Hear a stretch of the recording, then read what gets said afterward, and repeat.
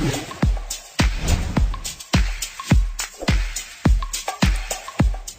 दोस्तों, मैं नया शुक्ला स्वागत करता हूं आपको इस YouTube चैनल पॉलीटेक्निक मंत्रा में। तो जैसा कि आपको पता है कि मैं इस ग्रुप में आपको पॉलीटेक्निक एंट्रेंस एग्ज़ाम क्लियर करवाने के लिए क्या कहते हैं फिजिक्स के कुछ चैप्टर पढ़ा रहा हूं। तो आज मैं उनमें से ये एक अच्छे चैप्टर वृत्ति गति को लेकर आया हूं आपके सामने।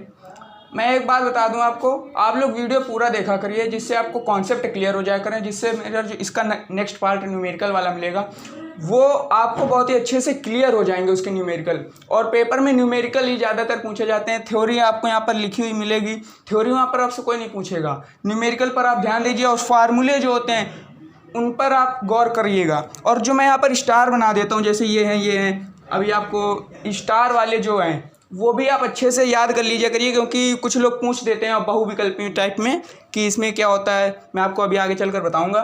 तो चलिए शुरू करते हैं। इसमें वृत्ति गति क्या होती है, देखिए वृत्ति गति की कंडीशन क्या होती है, वृत्ति गति कैसे होगी। तो पहली कंडीशन ये हुई है कि गति के दौरान यदि कण की चाल स्थिर रहे और वेग बदलता रहे। वृत्ति गति कब संभव होगी? वृत्ति गति ऐसी होती है कि जब वृत्ति गति हो तो कण की चाल स्थिर रहे और वेग बदलता रहे। वेग यहाँ पर क्यों बदलेगा आपको मालूम है? वेग यहाँ पर इसलिए बदलेगा क्योंकि जब वृत्ति गति कोई हो रही होगी तो उसमें उसकी दिशा भी हर जगह बदल रही होगी। और मैंने बताया था चाल और वेग में कि वेग में दिशा होती है, तो जब दिशा बदलेगी तो वेग अपने आप से बदल जाएगा, इसलिए यहाँ पर वेग भी बदल रहा है। ठीक। दूसरा पॉइंट, वृत्तीय गति में रेखीय संवेग बदलता है किंतु गतिज ऊर्जा स्थिर रहती है। ठीक है दोस्तों। तीसरा पॉइंट है, वृत्तीय गति में किसी भी बिंदु पर वेग व त्वरण लंबवत होंगे। ये सब पॉइंट्स हैं, याद रखना जरूरी होता है ये। चौथा, वृत्तीय गति में किया गया कार्य शून्य होता है। बहुत इंपॉर्टेंट पॉइंट होता है, वृत्तीय गति में आप कोई भी कार्य करेंगे वो शून्य ही होगा। पांचवा, यह द्विविमीय समतल गति होती है। देखिए द्विविमीय समतल गति, ये दो अक्षों में होगी ना, क्योंकि ये इस प्रकार से जब घूमेगी तो द्विविमीय बनेगी जाकर, द्विविमीय समतल गति होती है। हाँ, और ये हेडिंग देखिए, कोणीय विस्थापन। कोणीय विस्थापन क्या होता है?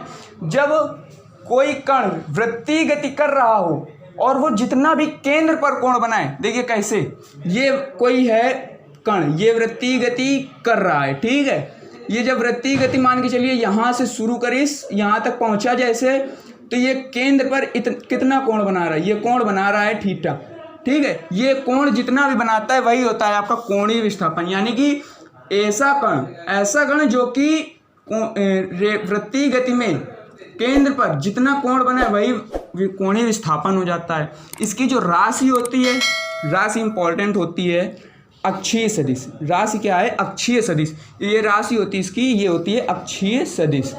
मात्रक इसका क्या होता है? देखिए मात्रक रेडियन होता है, ये मात्रक रेडियन होता है। दिशा, ये इसकी दिशा क्या होती है? इसकी दिशा होती है घूर्णन अक्ष के लंबवत। ठीक। अब आ जाइए कोणीय वेग। कोणीय वेग क्या होता है? देखिए 1 सेकंड में जितना भी कोणीय विस्थापन में परिवर्तन होगा वही आपका कोणीय वेग हो जाता है। ठीक। तो 1 सेकंड में जितना भी आपका कोणीय विस्थापन में परिवर्तन होगा वो कोणीय वेग हो जाएगा। इसकी जो राशि होती है, इसकी राशि है अक्षीय सदिश। अक्षीय सदिश होती है। मात्रक इसमें रेडियन था पर इसमें रेडियन पर सेकेंड हो जाता है। मात्रक क्या होएगा? रेडियन पर सेकेंड। और दिशा, देखिए दिशा क्या होगी इसकी? इसमें होती है घूर्णन अक्ष के लंबवत कोणीय विस्थापन में, और इसमें बनेगी जाकर घूर्णन अक्ष के अनुदिश। इसमें दिशा होगी घूर्णन अक्ष के अनुदिश। विमा भी इसमें दी हुई है, क्योंकि इसमें सेकंड है तो टी इनवर्स हो जाएगा। अपॉन में टी है ना, रेडियन पर सेकंड, तो इसमें टी इनवर्स हो जाएगी विमा। देखिए स्टार ये बना हुआ है। कोणीय वेग, कोणीय वेग सदैव वृत्तीय गति में नियत रहेगा। हमेशा याद रखिएगा, पेपर में पूछा जा सकता है कि इनमें निम्न में से क्या कहते हैं वृत्तीय गति में क्या स्थिर रहेगा या क्या नियत रहेगा।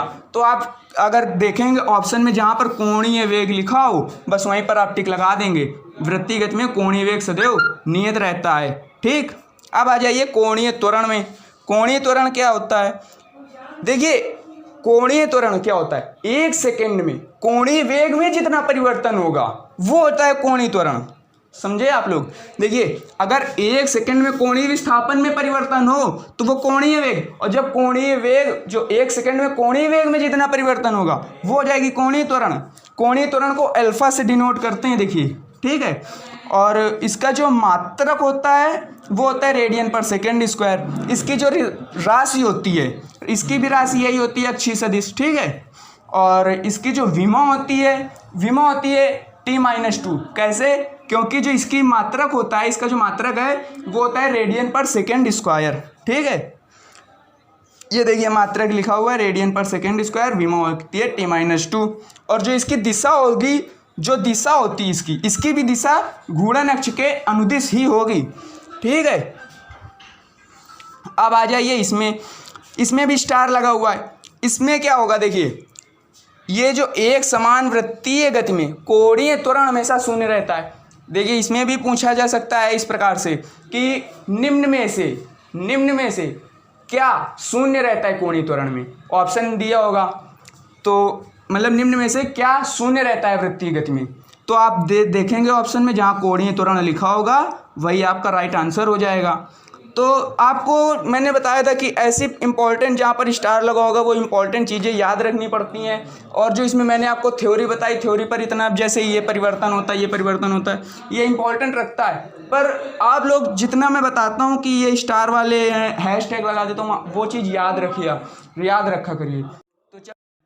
तो अगली हेडिंग है अभिकेंद्र त्वरण। अभिकेंद्र त्वरण क्या होता है दोस्तों? देखिए अभिकेंद्र त्वरण होता है जब वृत्तीय गति कोई कण कर रहा होता है तो उसको जो वृत्तीय गति करने के लिए आवश्यक त्वरण होता है, ये आवश्यक त्वरण, ये विकेंद्र त्वरण होता है, ये केंद्र की ओर कार्यरत होता है। इस प्रकार से देखिए ये इस तरफ जब त्वरण होता है, ये इस तरफ कार्य कर रहा होता है।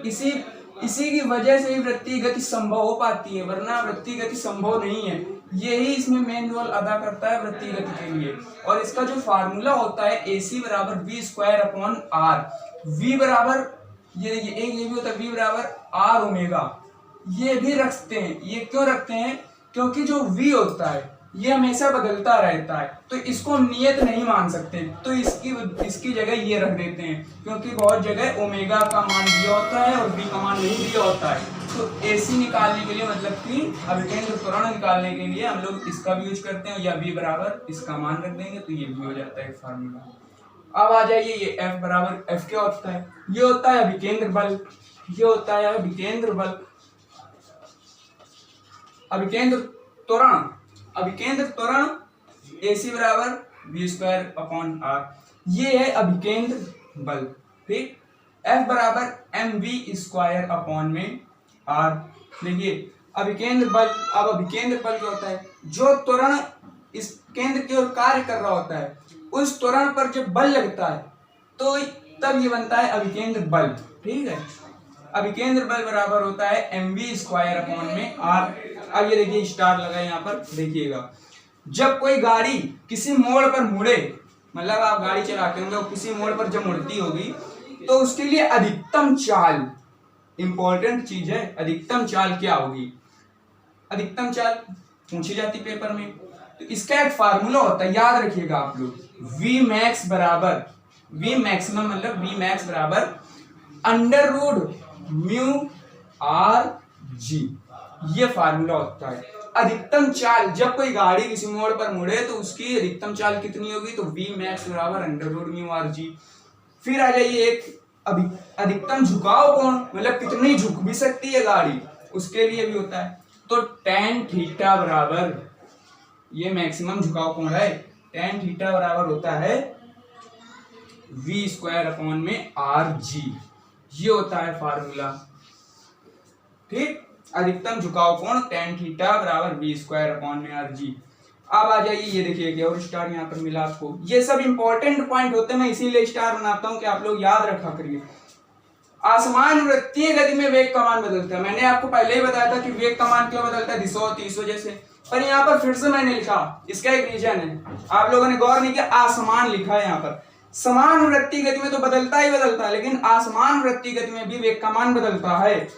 और असमान वृत्तीय गति में अभिकेंद्र त्वरण तो होगा ही, लेकिन उसके साथ साथ एक स्पर्श रेखीय त्वरण भी होता है। इसी वजह से इसे असमान वृत्तीय गति, क्योंकि इसमें देखिए समान नहीं होता कुछ, इसीलिए इसमें स्पर्श रेखीय त्वरण और अभिकेंद्र त्वरण दोनों दिए हुए होते हैं। और स्पर्श रेखीय त्वरण का तो आपको स्पर्श रेखीय कह रहा हूँ, अभिकेंद्र त्वरण बराबर तो v²/r होता है, ये मालूम है। स्पर्श रेखीय त्वरण ये होता है AT बराबर dv/dt। देखिए इधर जैसे कि ये एक है आसमान वृत्तीय गति करता हुआ कोई कण, इस पर केंद्र की ओर कौन सा कार्य करेगा त्वरण, केंद्र की ओर कार्य करेगा अभिकेंद्र त्वरण AC। और स्पर्श रेखीय त्वरण ये हमेशा स्पर्श करता हुआ ही निकलेगा, ये इस प्रकार से, ये स्पर्श रेखीय त्वरण हो गया AT।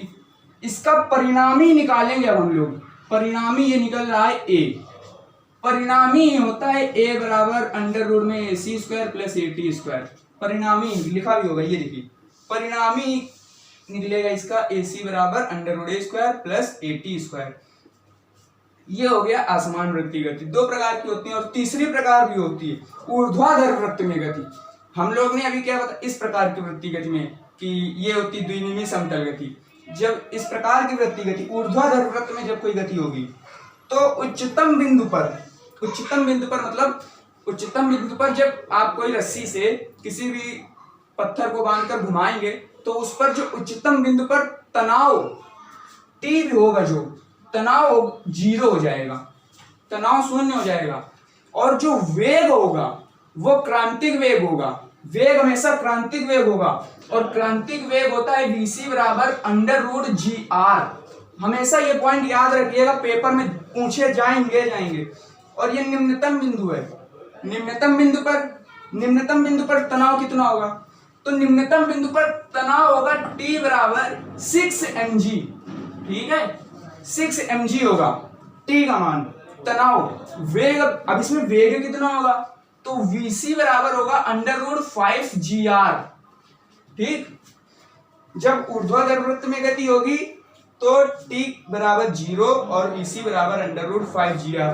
मतलब कि जब आप लोग ऊर्ध्वाधर में कोई वृत्त कर रहे हैं तो यहाँ पर उच्चतम बिंदु पर जो तनाव होगा वो 0 हो जाएगा, और इसका जो वेग होगा ये VC, ये आपका कितना दिखेगा √GR हो जाएगा। ये क्रांतिक वेग है, यहाँ पर ये क्रांतिक, हाँ इसमें भी क्रांतिक वेग होगा निम्नतम बिंदु पर। निम्नतम बिंदु पर जब आप आ जाएंगे तो इसमें तनाव कितना होगा, तनाव तो 6 mg हो जाएगा आपका, और जो इसमें VC होगा ये हो जाएगा आपका 5GR। ठीक है, ये होती है ऊर्ध्वाधर वृत्त में गति। और इसी में मैंने आपको बताया था